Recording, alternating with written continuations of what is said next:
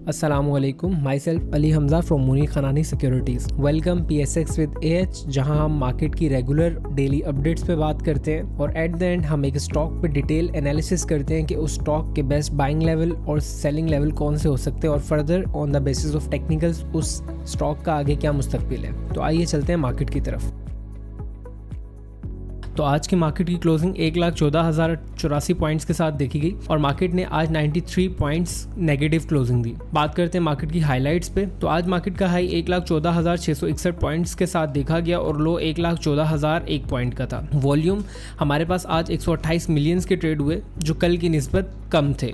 अगर दिन की वॉलेटिलिटी की बात करें तो आज का सेशन मार्केट के लिए काफ़ी वॉलेटाइल था। स्टार्टिंग में हमारे पास मार्केट ने अच्छा बिहेव किया एंड देन उसके बाद इनिशियली मार्केट ने रिट्रेसमेंट लेना शुरू की और एट द एंड मार्केट की जो क्लोजिंग थी वो नेगेटिव देखने को मिली। तो बात करते हैं उन सेक्टर्स की जिनकी वजह से आज मार्केट ने नेगेटिव क्लोजिंग दी। उनमें मेजरली FFC जिसने 126 पॉइंट्स निकाले, OGDC -33 points, Engro holding, national bank of Pakistan, lucky cement, UBL और ये बाकी सेक्टर्स शामिल हैं।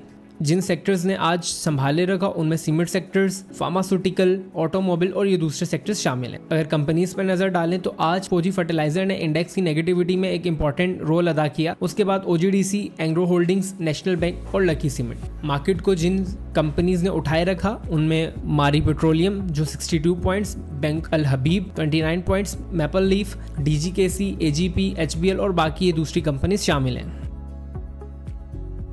वॉल्यूम लीडर्स की बात करें तो आज के वॉल्यूम लीडर्स में bank of Punjab, maple leaf cement, Fauji cement, synergy, national bank of Punjab, PSO, Pakistan petroleum, DGKC और ये दूसरे दीगर कंपनीज शामिल हैं।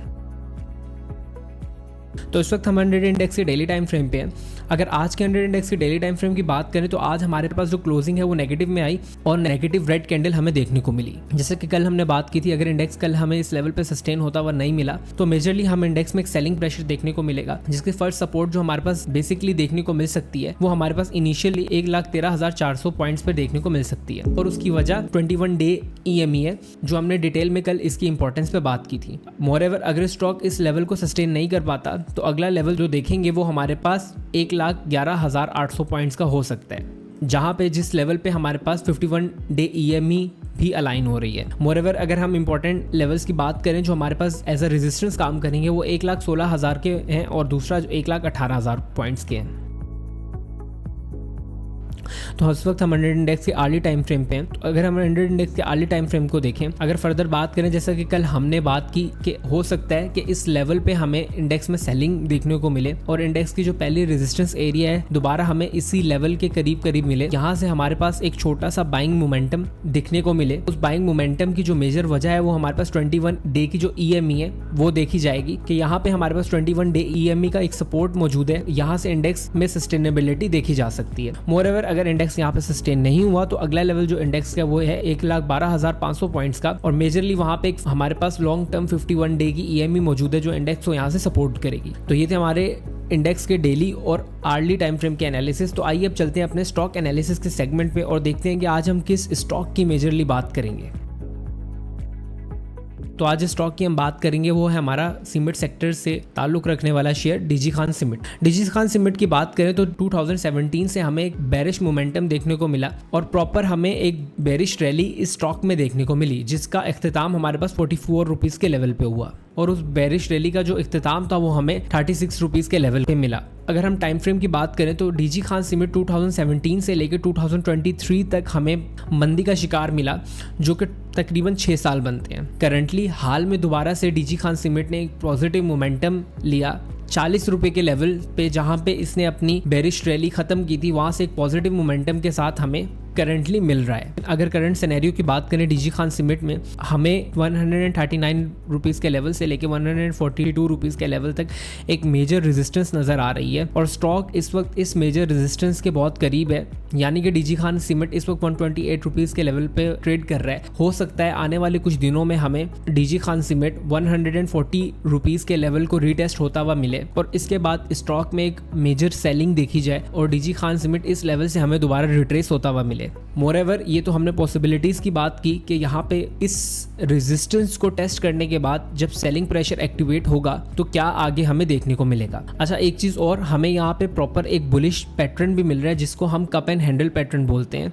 अगर मैं कप एंड हैंडल को ड्रॉ करूँ तो हमारे पास प्रॉपर ये कप बनेगा और जो इसका हैंडल हमें देखने को मिल सकता है, जो रिट्रेसमेंट्स की हमने बात की कि इस 140 रुपीज़ के लेवल के बाद जो हमें रिट्रेसमेंट्स मिले, उस रिट्रेसमेंट को अगर हम अपना हैंडल कंसीडर करें और आफ्टर रिट्रेसमेंट को पूरा करने के बाद जब स्टॉक हमारा 140 रुपीज़ 142 रुपीज़ के लेवल का ब्रेकआउट देगा तो जिन प्रोजेक्शंस पे डीजी खान सीमेंट हमें मिलेगा वो तकरीबन 243 से लेकर 253 रुपीज़ के लेवल के हो सकते हैं। बट ये प्रोजेक्शंस हमें ओनली उसी सिचुएशन में मिलेंगे जब हमारे पास इस लेवल का ब्रेकआउट होगा।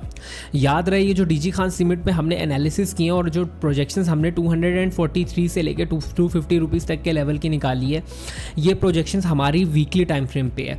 और वीकली टाइम फ्रेम पे अगर हम कोई भी स्टॉक को एनालिसिस करते हैं तो वो मेजरली हमारा इन्वेस्टिंग पॉइंट ऑफ व्यू से लिया जाता है।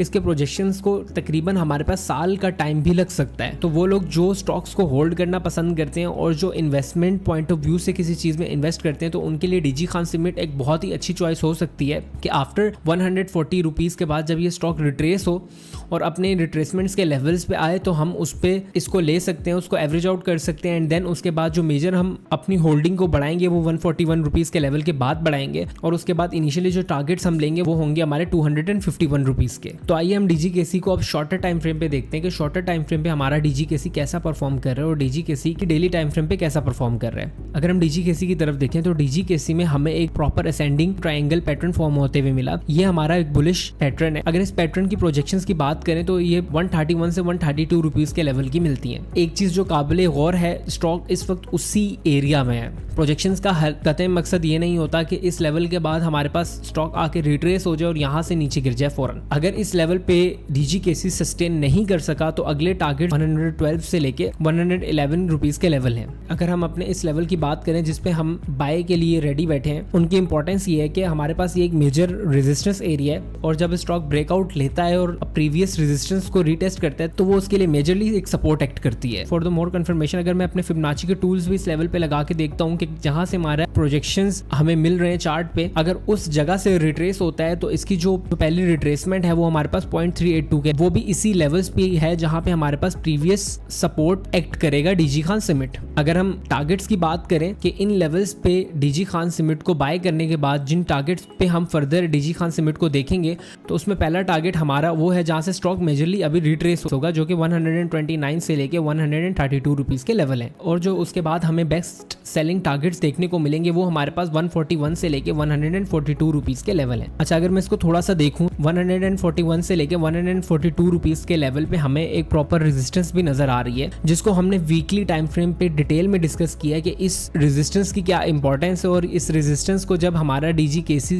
प्राइस एक्शन टेस्ट करेगा तो उसके बाद क्या मेजर हैपनिंग और क्या मेजर एक्टिविटीज हमें देखने को मिल सकती हैं और उसके बाद हम अपने ट्रेड प्लान कैसे सेटअप कर सकते हैं। तो आज हमने डीजी खान केसी के बेस्ट बाइंग और सेलिंग लेवल्स पे बात की और शॉर्ट टर्म में हमारे पास क्या पॉसिबल प्रोजेक्शंस और टारगेट्स मिल सकते हैं उस पर बात की। तो उम्मीद करता हूँ कि आज का एनालिसिस आपको पसंद आया होगा और अगर आप चाहते हैं कि इसी तरह के एनालिसिस हम रोज करें, उसकी अपडेट्स आपको रोज मिलती रहें, तो हमारे चैनल को सब्सक्राइब जरूर करें। मोरेवर, अगर आपको स्टॉक मार्केट के अंदर अकाउंट खुलवाना है और फर्दर कोई भी सर्विसेज की नीड है तो स्क्रीन पे दिए गए नंबर्स पे आप राब्ता कर सकते हैं। तो अपना बहुत ज़्यादा ख्याल रखिएगा।